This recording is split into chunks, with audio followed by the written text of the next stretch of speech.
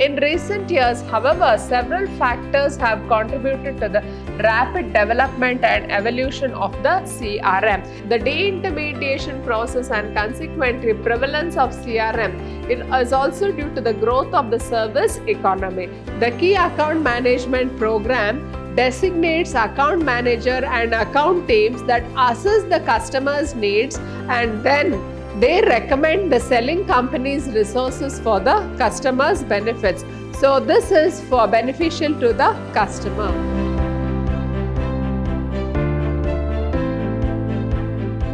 Hello everyone, I'm Purnima, faculty in the Department of Commerce and Management, Vidhyaashram First Grade College, Temple of Excellence, MYSURU. I welcome you all to the session 3.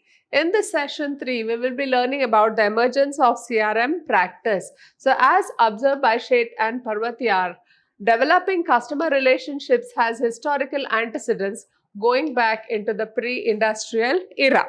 So in this, we can see that maintaining a customer relationship has been there since the pre-industrial era.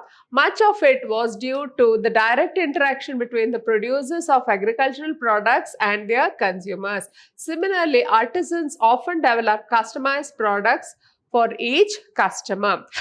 Such direct interaction led to relational bonding between the producer and the consumer. It was only after the advent of mass production in the industrial era and the advent of middlemen that interaction between producers and consumers became less frequent, leading to transaction-oriented marketing. So we can see that before the pre-industrial era, there was a direct contact between the producers and the consumers, and after the industrial era, we can see that there is the emergence of the middlemen. So they were intermediaries who were the middlemen, who were the link between the producers and the consumers.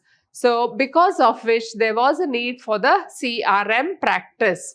Then, in other words, production and consumption functions became separated, leading to the marketing functions being performed by middlemen, and middlemen in general are oriented towards economic aspects of buying, since the largest cost is often the cost of goods sold. So whenever we just fix the price for a product, the maximum ingredient of the price will be the cost of the product. So we know that unless and until we have proper marketing of the products, we cannot ensure that the product will be sold in the market. So the production and consumption function because it has become separated, there was a need for the marketing function which was done by the middleman, and as a result of which there was a need for the CRM. In recent years, however, several factors have contributed to the rapid development and evolution of the CRM. These include the growing de-intermediation process in many industries due to the advent of sophisticated computer and telecommunication technologies that allow producers to directly interact with the end customers. Now, with the help of the latest technologies, so they are able to directly interact with the customers. Now, for example, in many industries such as the airline, banking, insurance, computer software, or household appliances industries, and even consumables, the de-intermediation process is fast changing the nature of marketing and consequently making relationship marketing more popular. So databases and direct marketing tools give these industries the means to individualize their marketing efforts. As a result, producers do not need the functions formally performed by the middlemen. Even consumers are willing to undertake some of the responsibilities of direct ordering, personal merchandising, and product use related services with little help from the producers. So the databases and direct marketing tools have given the companies the means to individualize their marketing efforts. So they are trying to have marketing on a one-to-one basis. So when you know exactly who your customers are, you just send SMS, you send emails, you telephone them, and in this way the marketing efforts have changed. So instead of having a mass media approach, now they are having this micro approach. That is, personally, they are informing the customers about the product and making them aware of the benefits of the product.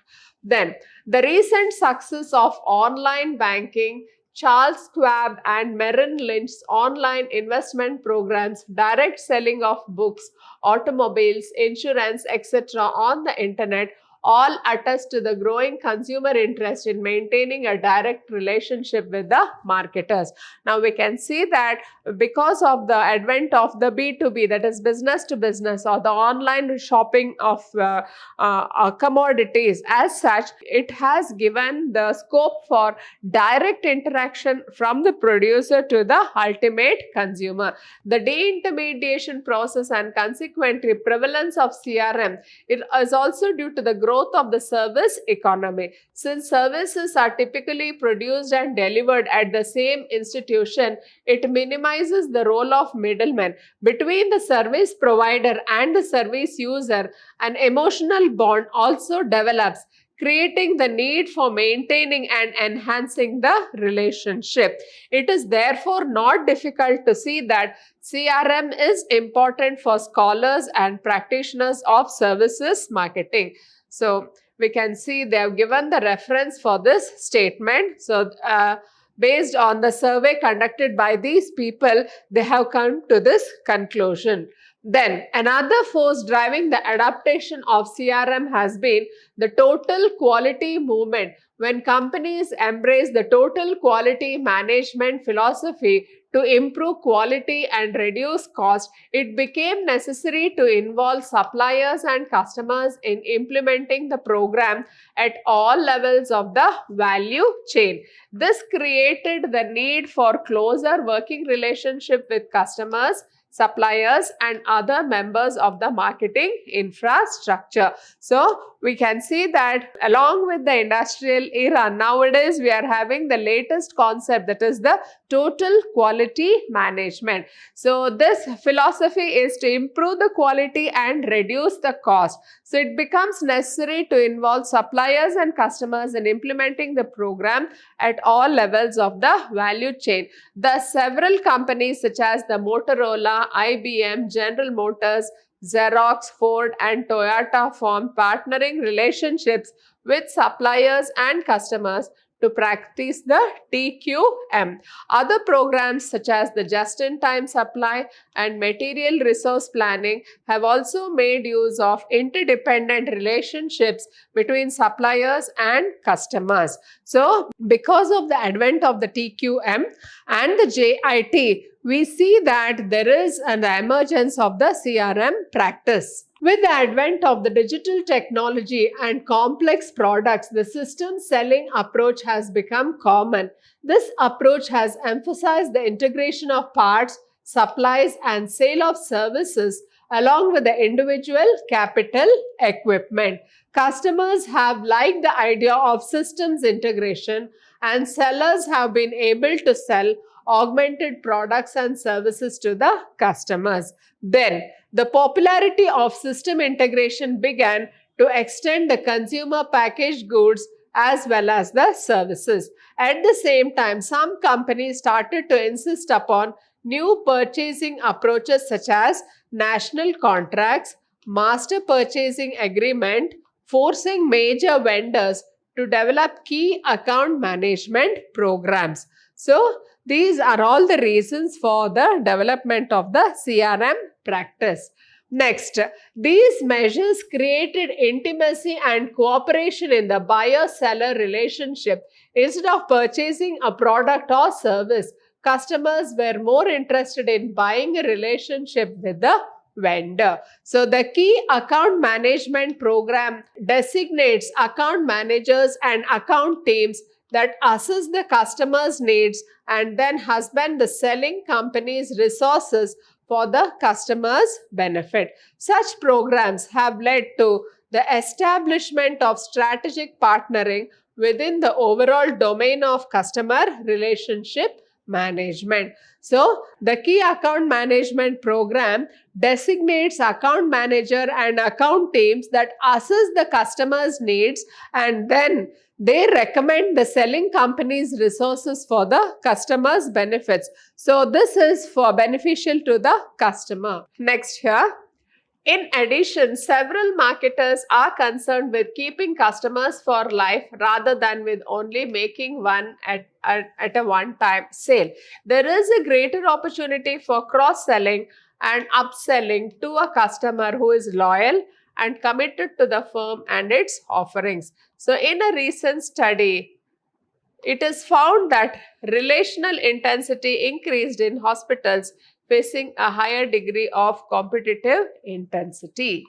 Also, customer expectations have been changing rapidly over the last 2 decades, fueled by new technology and the growing availability of advanced product features and services. Customer expectations are changing almost on a daily basis. Now we can see that the customer expectations have been changing, and as a result of which we find that there is a need for the CRM practice. Consumers are less willing to make compromises or trade-offs in product and service quality. In a world of ever-changing consumer expectations, building cooperative and collaborative relationship with customers seems to be the most prudent way to keep track of the changing expectations and appropriately influencing them. So, consumers are less willing to make compromises. So, the consumers are expecting more and more from the producers. They need customized products, and as a result of which they are having a never-ending customer expectation. The expectations are becoming more and more. So, as a result of which building a collaborative relationship with the customers is the most prudent way, because ultimately business depends. The marketing concept of business says that the customer satisfaction is of the utmost importance to the producers. So a satisfied customer will be a brand ambassador to the company. So in order to see that the customer is satisfied, he or she, the company has to just keep a tab on what are the changing tastes and preferences of the customers.